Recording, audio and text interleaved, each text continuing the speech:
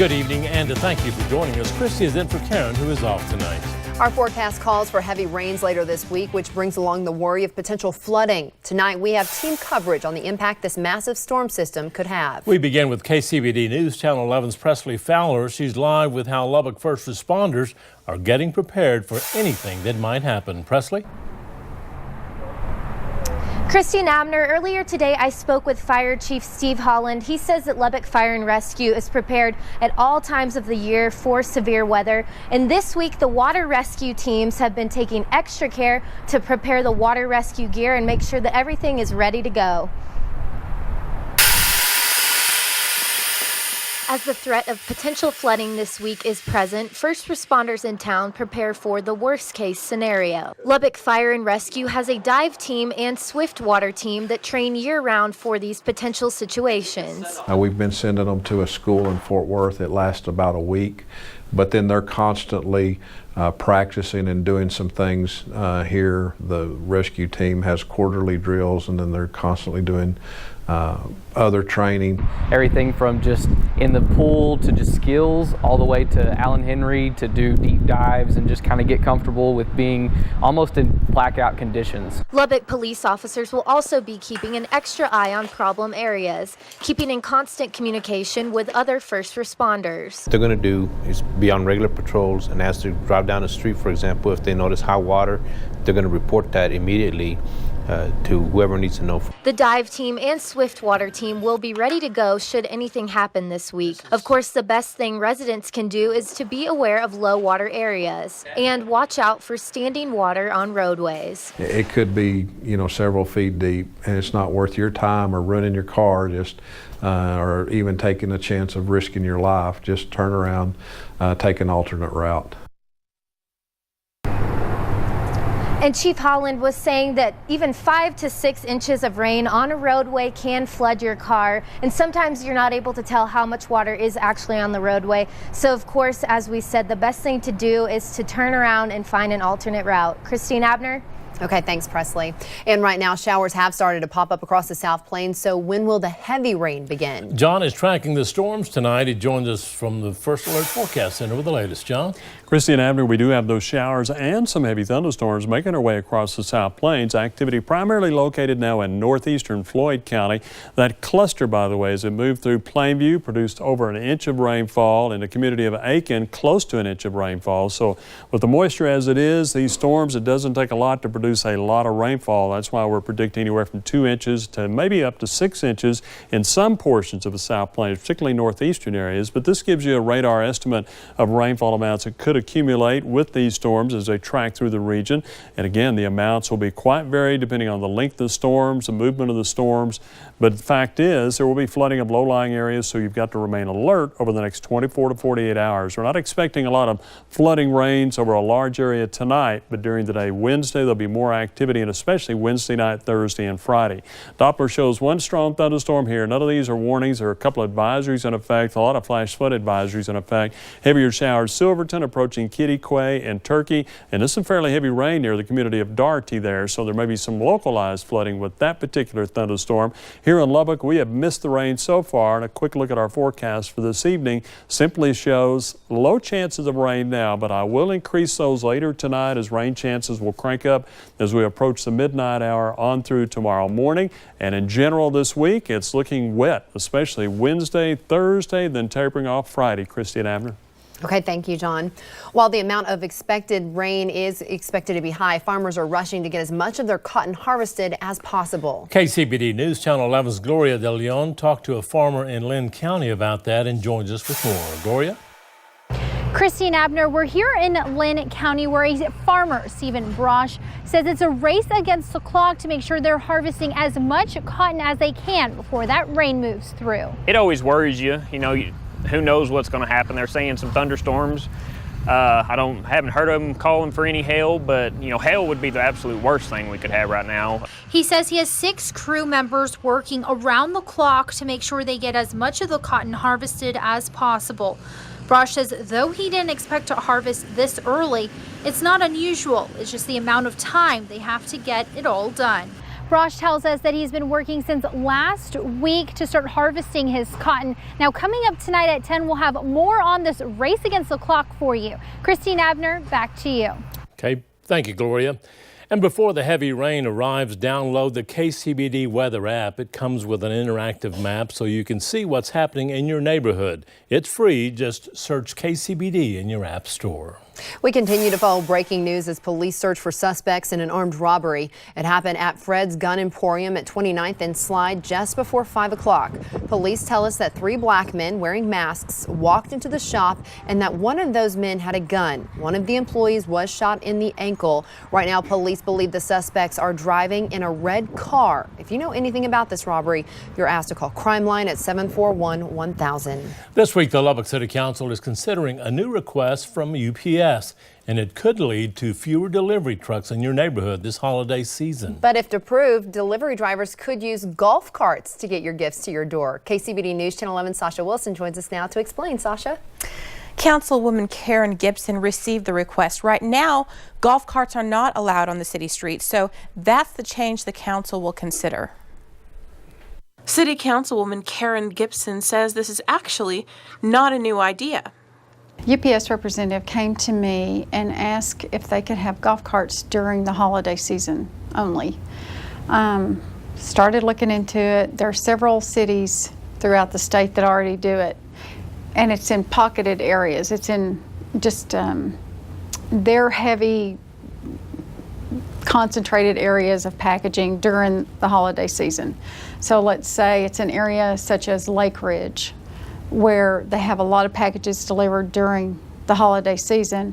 They will set a storage unit, a pod or whatever, in a designated area. These areas are designated by UPS based on the delivery concentration, and they follow guidelines for placing these pods. They have to find the place, be it on a parking lot, a church parking lot, the Walmart parking lot, wherever they want those pods, has to go in with our planning and zoning. So if it doesn't fit in with our planning and zoning, they're going to have to get a variance for that pod for those 60 days.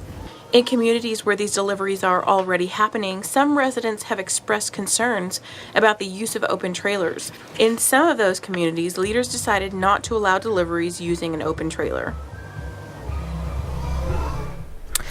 The City Council is scheduled to discuss this issue on Thursday. If approved, you may see the golf carts this year between November 1st and December 31st. Okay, thank you, Sasha. Today, we learned that Lubbock will not be hosting the Can-Am Police and Fire Games in 2020. Representatives from Lubbock Fire Rescue and Lubbock Police went to Las Vegas to pitch the hub city as the host over the weekend, but we're told we have not been selected. The games bring first responders from the U.S. and Canada together for competitions. While Lubbock was not selected this year, reps say they're not giving up and they will pitch Lubbock as a host city for the 2022 games. An Amarillo man is now behind bars in Hale County, accused of taking pictures of women using the restroom during a charity event. Joseph Potts is facing multiple charges, including improper photography and public intoxication.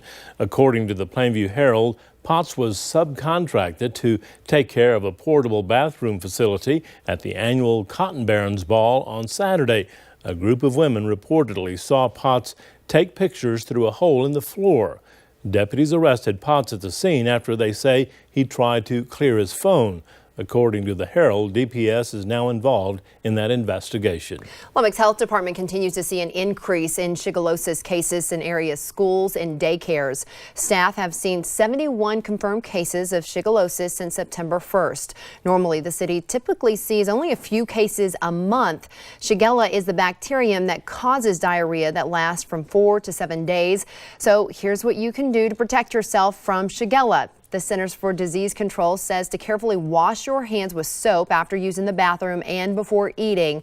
Another tip is to avoid swallowing water from lakes and swimming pools. And finally, when traveling internationally, follow food and water precautions and wash your hands with soap frequently. Coming up, the Texas driver in this viral video is now facing charges. Next, we hear from the driver and the man he hit. Plus, a medical condition is being blamed for the death of a Texas high school football player. Those details are still ahead. You're watching KCBD News Channel 11 at 6. Now, an update on the driver who hit a couple on a motorcycle on a rural road near Fort Worth Saturday. That driver is now charged with aggravated assault with a deadly weapon. He defends his actions, calling it an accident, but the man on the motorcycle isn't buying it. Jocelyn Lockwood has more. It's the video that Eric Sanders says tells the story. He and his girlfriend were hit, thrown from their motorcycle by a driver who swerved as they tried to pass. It's something the man behind the wheel of that car, William Crum, says was an accident.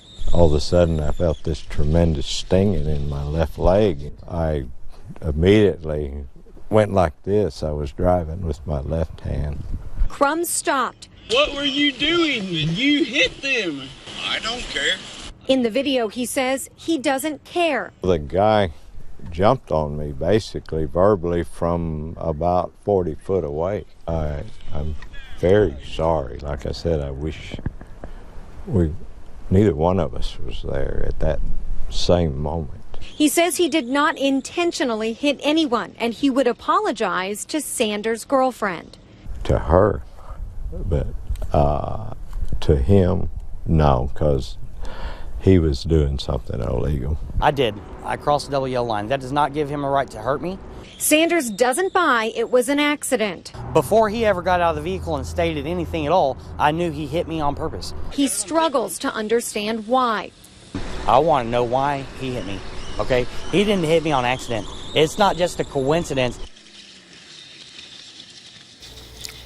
Sanders says his girlfriend faces the possibility of losing her arm due to her injuries. We now know what caused the death of a Texas high school football player who suffered a seizure during a game this past weekend. The school superintendent confirms 17-year-old Cameron Matthews died from an aneurysm. Matthews was airlifted from the Alto High School field Friday night. He later died. Alto is about 50 miles south of Tyler.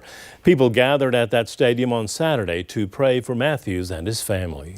The Dallas Museum that tells the story of President John F. Kennedy's death has acquired his assassin's wedding ring. Lee Harvey Oswald's ring is now on display at the 6th floor museum. A curator at the museum says the ring offers a tantalizing window into Oswald's mindset. After being turned over to the Secret Service, the ring spent decades in a lawyer's file before being returned to Oswald's widow. In 2013, she then auctioned it off to an anonymous buyer for more than $100,000. Museum officials say they got the ring around the time of the auction, but declined to specify how they acquired it. October is Breast Cancer Awareness Month, and the Postal Service is showing its support with a special stamp.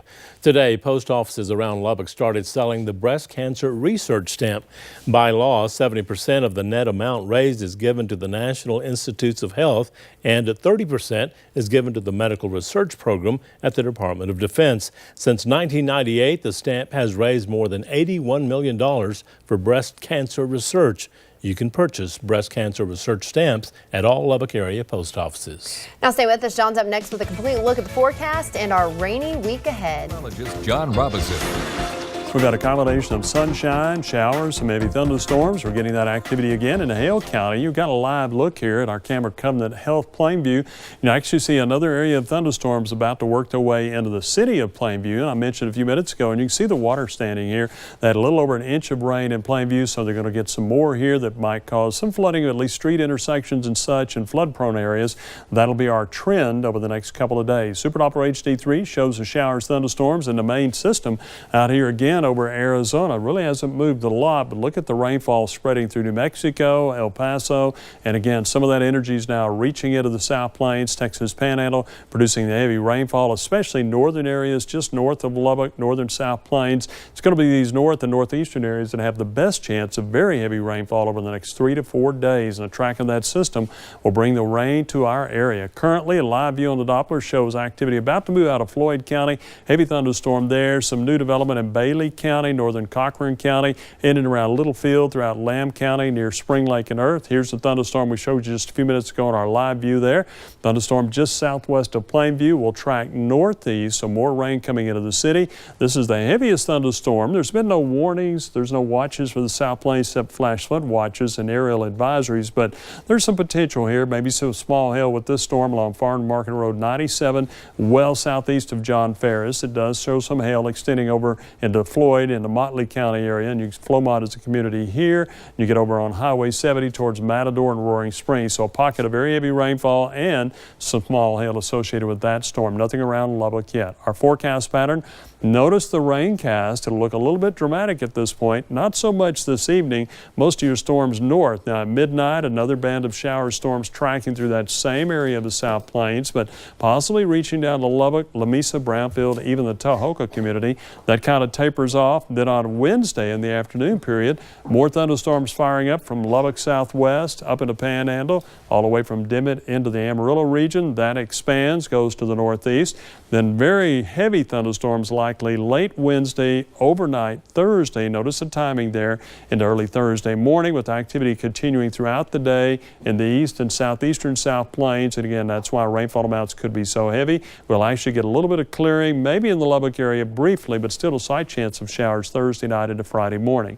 Here's one computer model. It shows the average rainfall from 2 to 3 inches, maybe in excess 4 to 5 inches, potentially close to 6 inches in the north and eastern South Plains. This is cumulative from tonight all the way through Friday night. So it's definitely going to be wet. 56 Plainview, 59 Lamesa. Your morning lows are going to be mild, 60 off of the Cap Rock, and probably wet as well.